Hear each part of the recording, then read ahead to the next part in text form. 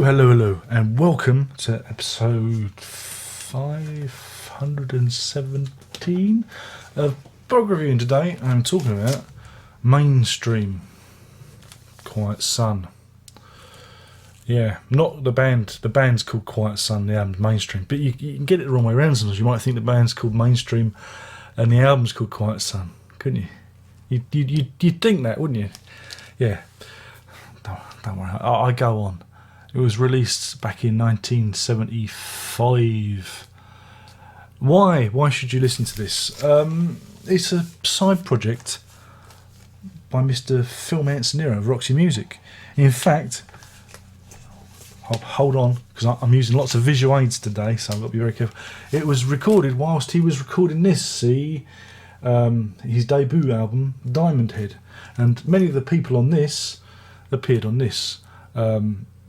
Manzanera himself, Dave Jarrett, Bill McCormick, Charles Haywood, Brian Eno, and Ian McCormick, who was also known as Ian MacDonald, who used to be he was a writer. He wrote a very famous Beatles book. Was it called Revolution in the Head? Fortunately, he killed himself 2003. A great shame, but it's got me down now. Anyway, but this album is like a companion album to Diamond Head. Some of the bits, like some of the bits on this, like Mummy Was an Asteroid, is reworked on Diamond Head, and there's a general symbiosis of the two. Yeah, it's progressive. It owes a lot to the Canterbury scene as well, because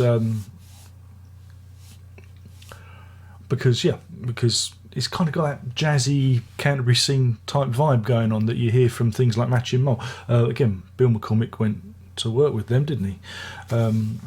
And Soft Machine and all those people. So it's kind of got that thing about it, but it's not too jazzy. It's more rocky and experimental than that jazzy stuff that I'm a bit wary of. So I can get behind this record also because it is a companion of this, and some of the stuff also appears on.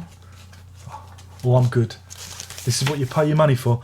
Some of the stuff also appears on probably the greatest live album ever recorded, 801 Live. Again, Bill McCormick is on this as well, with Eno and Phil Manzanera back in the day. So you've got a kind of trilogy of records to listen to, and I've spoken about the other two before, and this is the first time I've spoken about Quiet Sun.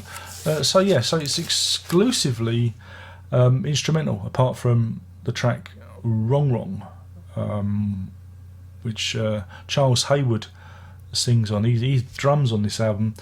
He went on to be in a band called This Heat or Deceit. This Heat is he's again very interesting band.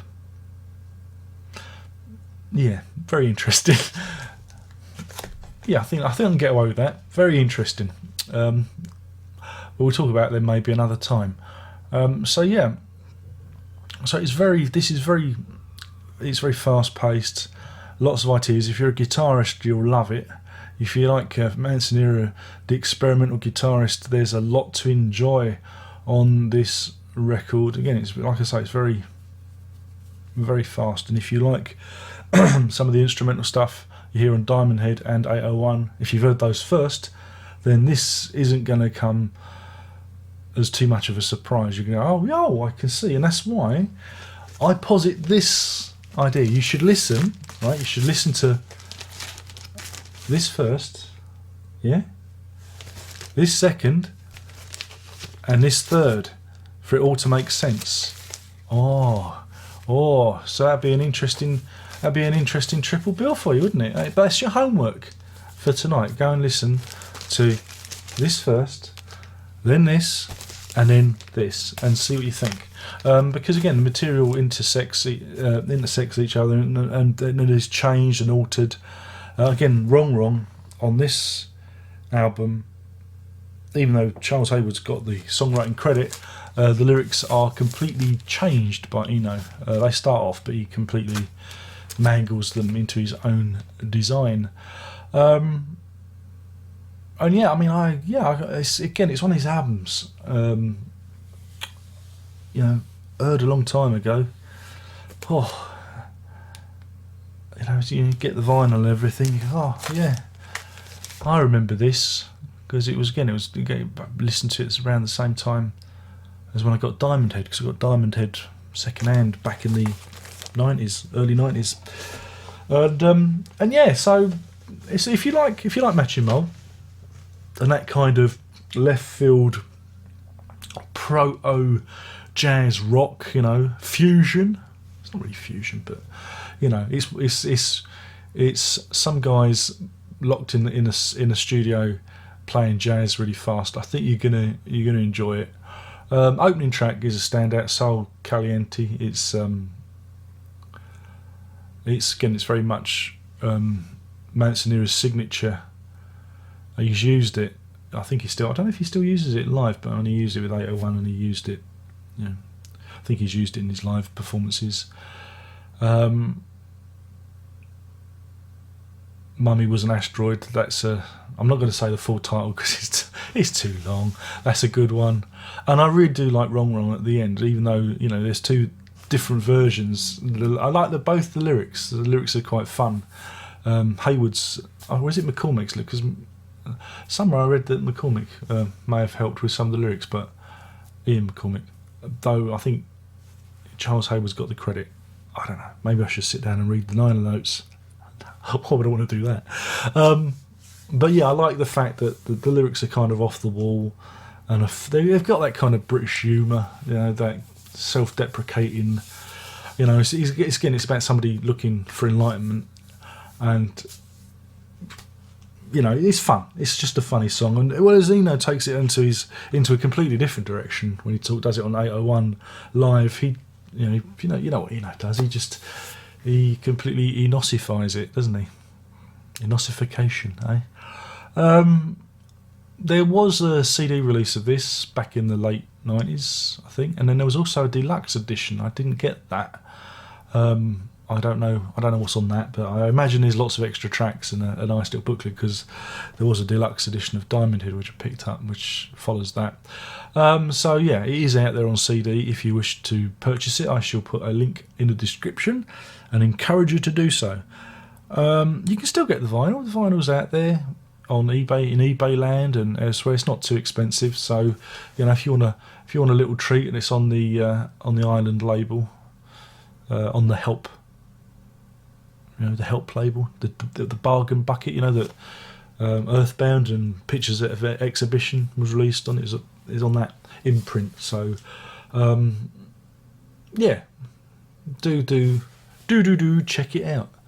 And if you haven't checked the other two, if you haven't checked Diamond Head or 801, I've done other reviews for them. They're out there somewhere. Just use the search feature. You'll find them. They may even pop up in the sidebar, wherever that is. Oh, look, it looks like I'm doing the hula. But yeah, I really like this. It's a fun, interesting album, and again, I think Phil Manzanera is probably one of the, in fact, yeah, he is the most underrated guitarist in rock. You know, I think, you know, whereas other bands, their guitarists get a lot of credence and respect, I don't think Manzanera does, and I like it that he's an experimental guitarist and he uses sound. Again, he likes to put his guitar through lots of effects to create interesting sounds back then, and that appeals to me. I like people that mangle their guitar sounds into other things, so it appeals to me greatly, and it gets your toe into the water of the Canterbury scene, which is a scary and murky place. So anyway, what would I rate it? I'm going to give this a 4. I'm going to give it a 4. I'm going to give it 4 wrong wrongs out of 5. It's not perfect. It's a bit rough around the edges.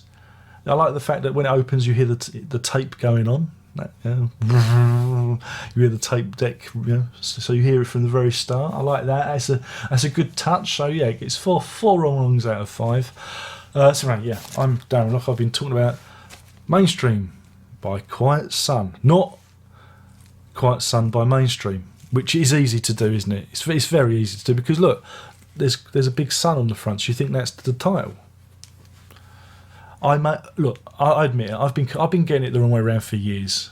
All right, I get it mixed up. Sometimes I call it that way, sometimes I call it the other. But it's it always confuses me. I get confused easily. But anyway, thanks for popping by. Don't forget to like this video and to subscribe and to listen to my music and to be on the Patreon, so I can make even more boring videos on the YouTube. But most importantly, prog on.